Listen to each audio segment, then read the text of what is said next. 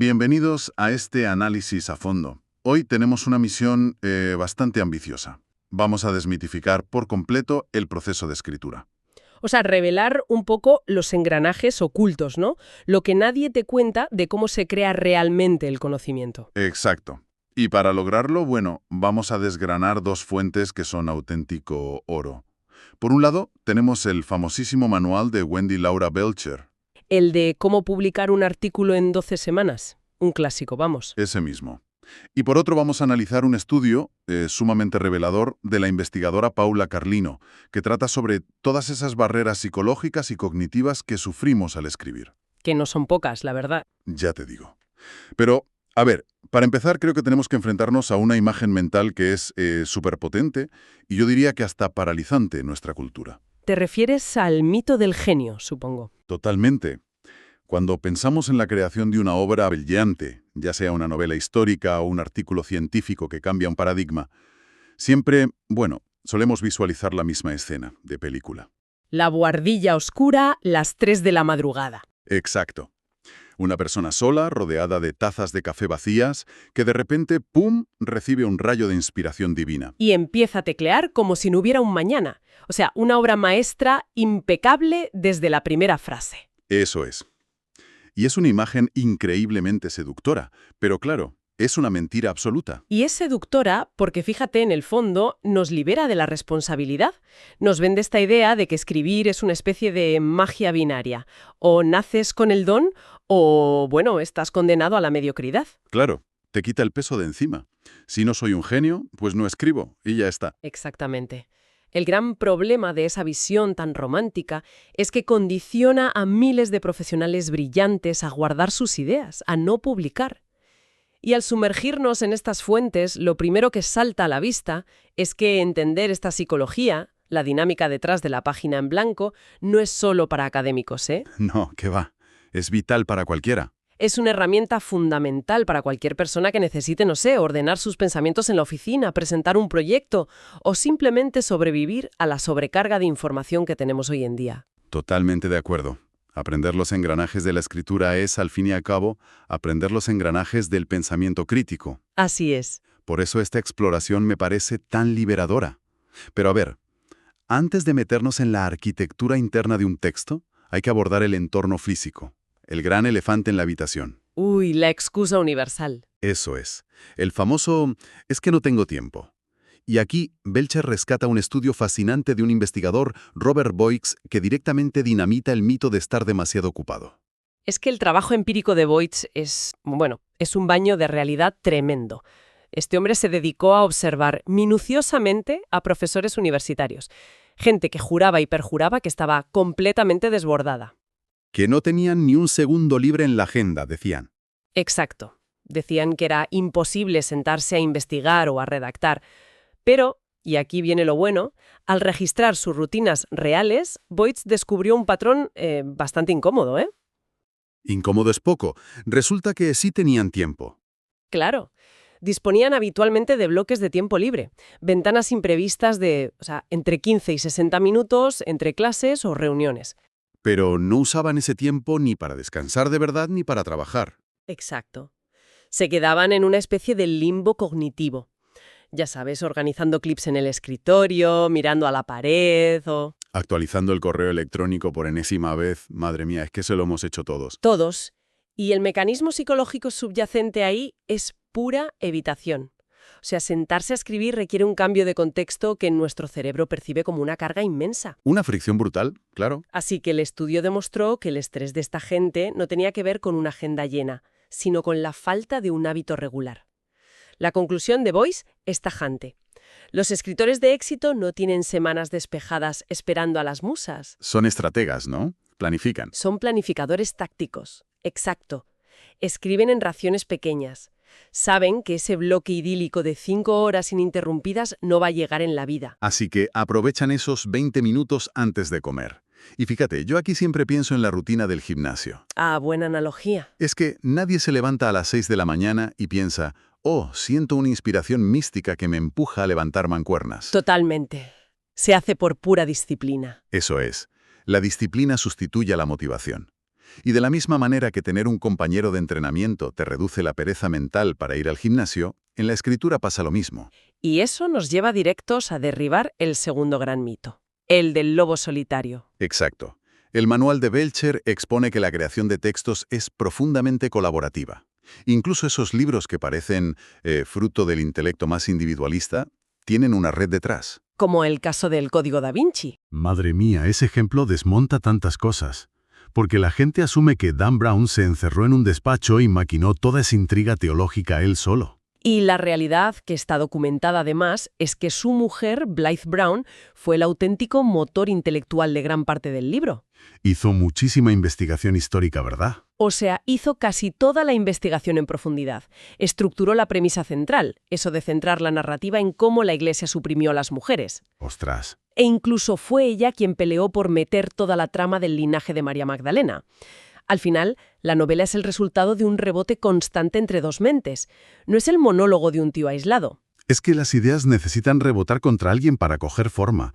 Y hablando de necesitar a otros, el ejemplo extremo que sale en las fuentes, el del novelista indonesio, Pramodia Toher. Uf, esa historia pone los pelos de punta. Es increíble.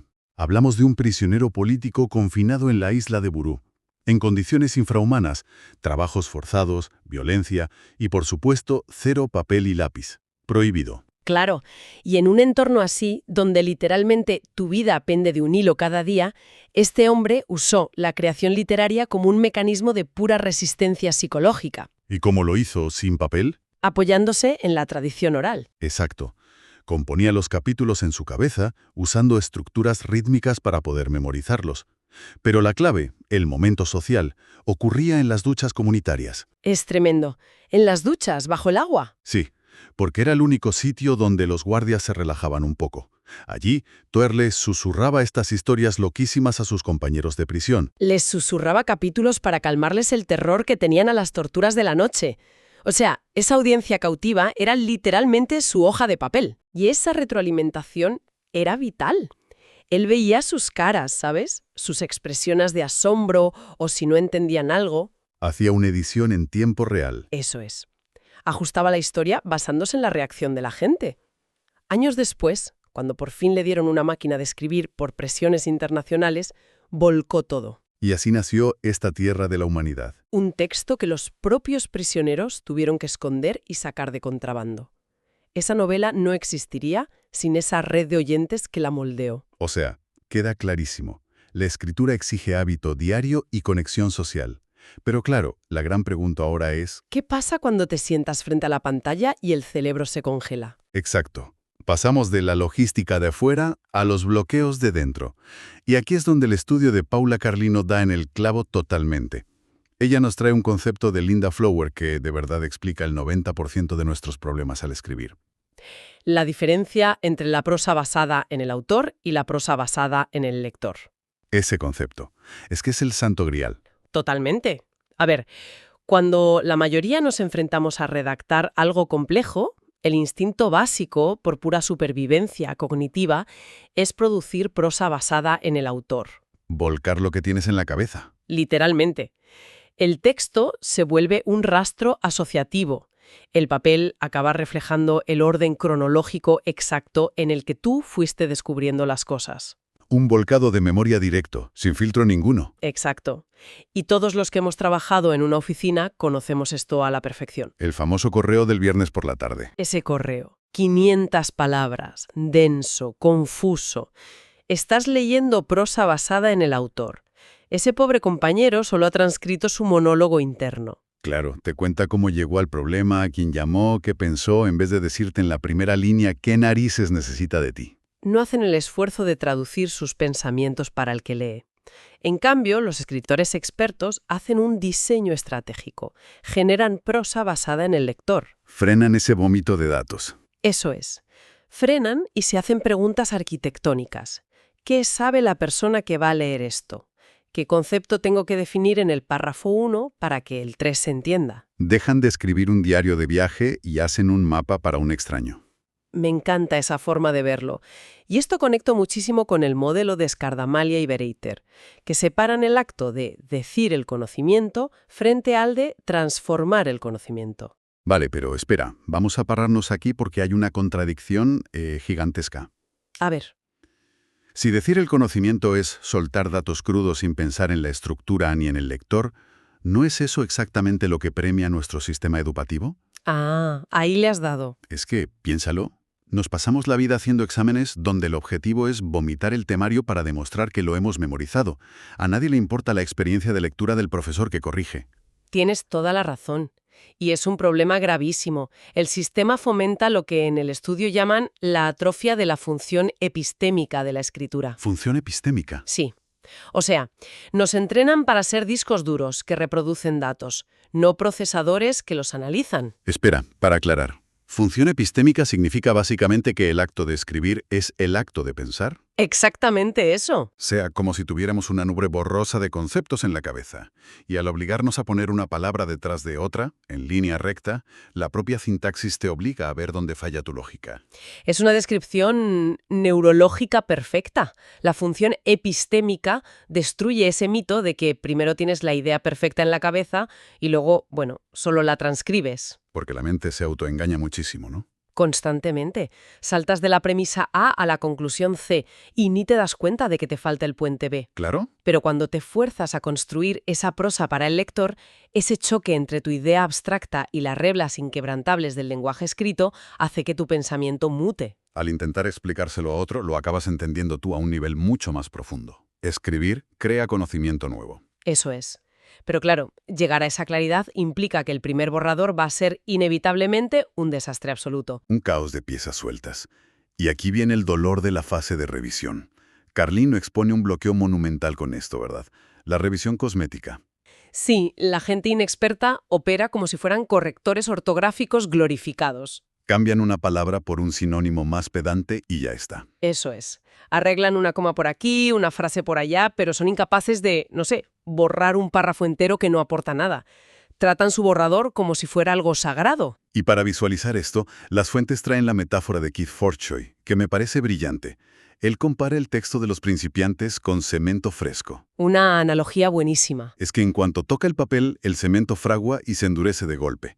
Si luego te das cuenta de que la ventana iba en la otra pared, necesitas dinamita para cambiarlo. Porque el dolor psicológico de destruir lo que ya has escrito es tremendo. Requiere mucha tolerancia a la incertidumbre. Y por eso aparece la procrastinación. En la universidad, por ejemplo, esto se disfraza de investigación exhaustiva. El síndrome del lector infinito. Acumular y acumular PDFs. Exacto. Retrasan sentarse a escribir diciendo que no están lo bastante preparados. Pero en realidad están huyendo del momento en que su cemento empiece a secarse. Y al final el pánico de la fecha límite les hace crear un Frankenstein con citas de otra gente, sin voz propia. Totalmente. Volviendo a las metáforas, es como en la cocina. El novato echa todos los ingredientes crudos a la olla y los sirve corriendo porque le aterra estropearlos y lo toca. Y el experto deja que hierva a fuego lento. Claro. Mete la cuchara, lo prueba, dice, uy, le falta acidez, le echa vino y cambia el sabor sobre la marcha. Pero atreverse a probar tu propio guiso y admitir que sabe a rayos requiere mucha vulnerabilidad. Una vulnerabilidad enorme, que además afecta a todos los niveles. Y esto me encanta porque la propia Paula Carlino lo demuestra en su estudio. Hace un ejercicio de transparencia brutal. Es que esa parte es fantástica. En medio del estudio, de repente para y cuenta su propio calvario personal redactando el mismo texto que estás leyendo. Muestra que sus carpetas estaban llenas de archivos llamados Congreso XX1, Congreso XX2, Congreso XX7. Es la parte más humana, sin duda. Dice que sentía que tenía las tripas al descubierto. O sea, admite la angustia de mirar la página en blanco después de semanas investigando.